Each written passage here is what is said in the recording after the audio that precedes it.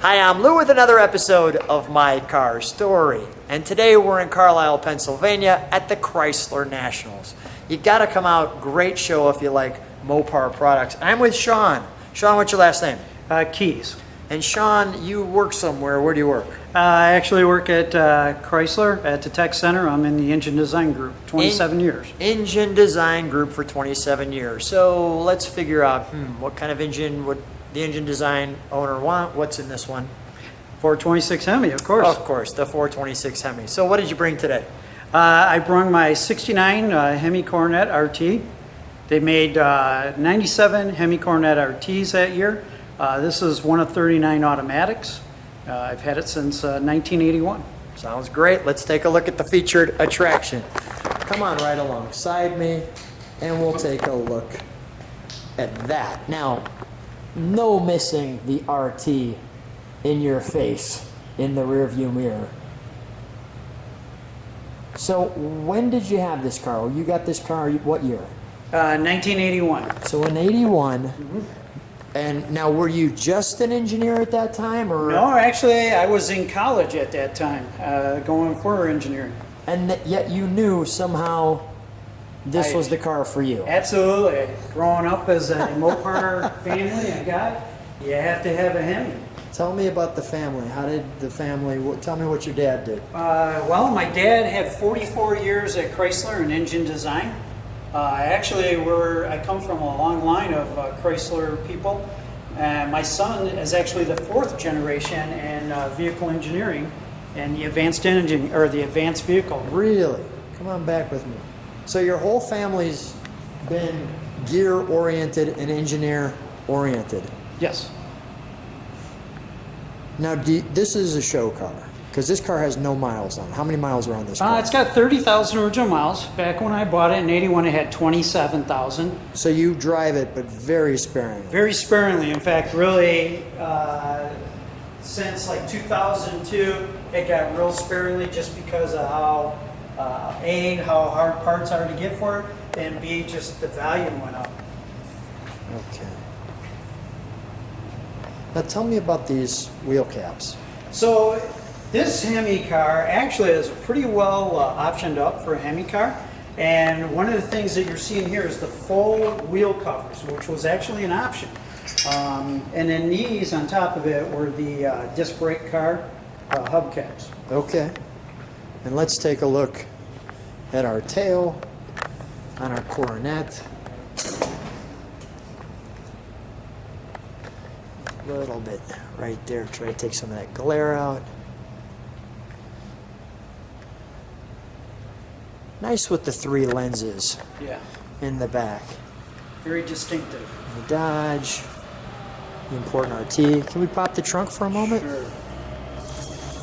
Now this one you've brought all the way back to showroom new. Well, there wasn't a lot I had to do. The trunk is still original. It has been repainted in a base coat, clear coat. But outside of that, undercarriage, interior is all 100% original. Now tell me what red F70 means. So the red meant that you had red line tires. F70 was the actual size of the tire. Okay. Because this is actually a 410 track pack car with an automatic, it has the optional 15-inch wheels. And the Hemi cars and 6-pack cars always came with heavy-duty rims, which was you could tell by the H in the hub. Okay. Is the H on the hub here? Yes. Show me. Is it possible with a flashlight? Maybe. Like, we'll wait for just... Yeah, 1 second here while I get my... Then you gotta scroll up. Oh, you're right. Yeah, this... Let me get mine. Sorry. Here you go. Here's mine. All right. All right. Oops, there we go. So the H, you can't really see it because it's behind this jack. Got it. And Okay. it's on the, All right. where it bolts onto the trunk. I love talking with the engineers because they know all the tricks. All right, we're going to shut that for a moment. Show me what you were telling me about on this section here where you hold your springs. You were sharing something with me. Tell me about that. So this is a Lynch Road car, and one of the things Now, what does that mean? well, that's actually what here. There's a 3-T, And I'm still trying to find out what that means. 3-T. Only found it on Lynch Road cars, and it's pretty close within all the VIN numbers Yeah. that I found that have that. But nobody can really tell me what it signified. Okay, and the Lynch cars, is that where they were built? or- Lynch Road, yeah. Lynch Road. Okay. Yeah, these were either built in St. Louis or Lynch Road. Now, is this the reflector? Yes. That's kind of cool. I don't think I've seen that option on the interior like that. So we'll take a look at the dash there. It has the AM FM pinwheel radio, which was an option. So I'm going to stand right here and show the seats. And here.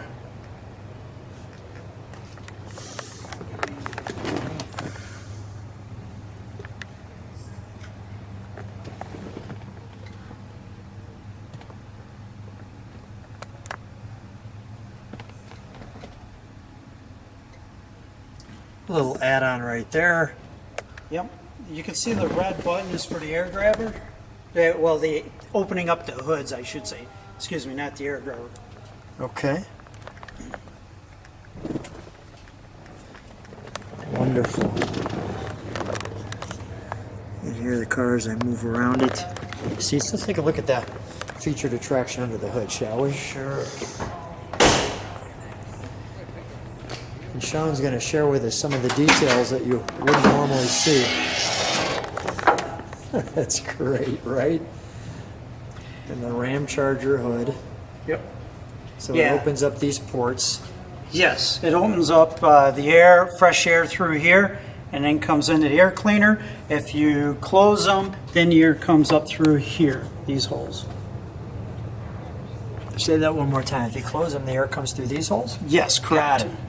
Okay. So it's either fresh air, or if it was a cold Michigan day, you may want to close these, or close the air scoops and add the heated engine air.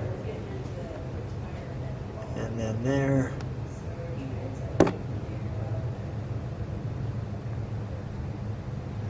Wonderful. The power brakes. Power disc brakes, yes. And I notice all the correct clamps. Now share with me like this stamping here. So Lynch Road did this, and what it was is a quality stamp. After the car came down the line, the inspector looked at the paint and that, and then he would stamp it, paint okay. Okay, so tell me what these two X's mean. So those X's were, once they made sure that the trans lines to the coolers were tight, they marked it saying they were checked. They were checked. Okay, and you shared with me one other thing. Like if we look on the back of this lamp, you can see that red stripe. Tell me what that meant. And there's one on each one of those. So each headlight bucket, because it's a 4 headlight bucket car, they're a little different, each bucket, whether it was a high beam, a low beam, a left side, or a right side. They actually had process sheets with color codes, and they would look at the color and they knew, okay, that was a right inboard bucket, or that's a left outboard bucket. So that they didn't get them mixed up. That's amazing. You know, it's wonderful talking to you because you learn all the things you wouldn't normally learn. Let's fire it up, shall we? Sure. And we'll, when I step back there, just step on the brakes for one moment so I can see what the taillight configuration looks like. We'll let it idle, and then we'll give it a good rev.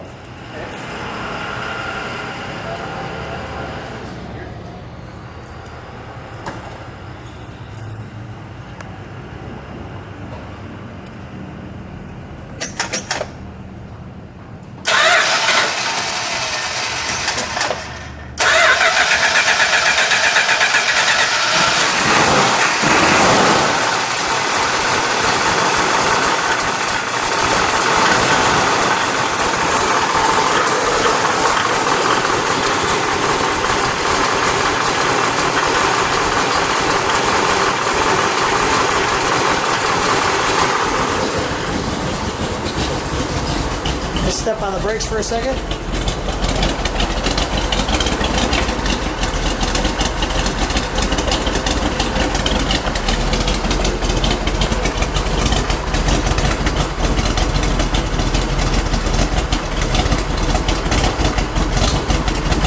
Go ahead, give it a good rev. One more time.